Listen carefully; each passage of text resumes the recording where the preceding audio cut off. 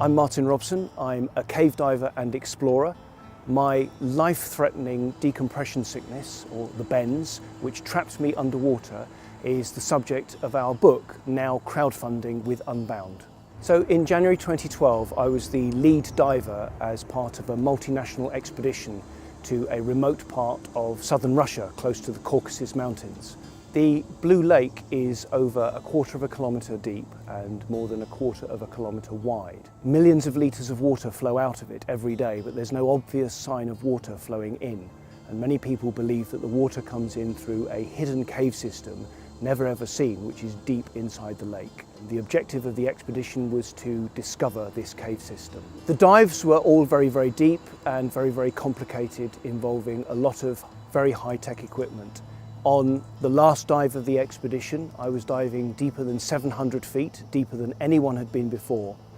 And on the way back to the surface, I suffered from a decompression sickness, which many people will know of as the bends. The gas bubbles inside me exploded into my spine, caused me to become immediately paralysed from the waist down, and it really did feel like I'd been shot in the back. It was that painful.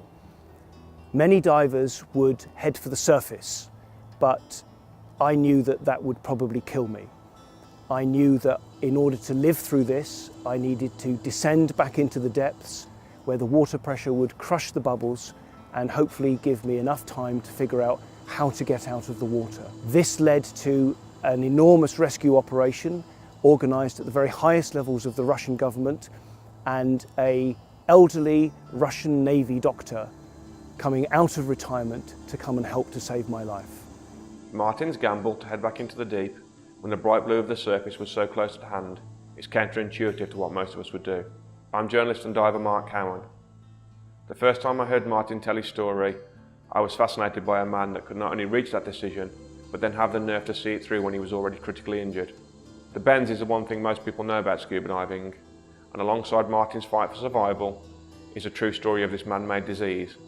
Almost as soon as a diving helmet was invented, men started surfacing with terrible injuries.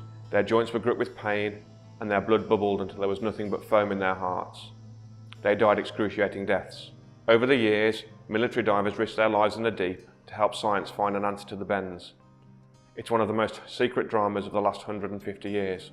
The common thread linking these pioneers with Martin, that willingness to push the limits of human endurance underwater, is what fascinates me. Martin's story is in the best traditions of survival books in the mountaineering and sailing literature. We believe it shares the same universal appeal. Between the Devil and the Deep is not just a book about diving. It's a real-life thriller of risk and reward, of hope and horror, and of one man's sheer dogged insistence on staying alive.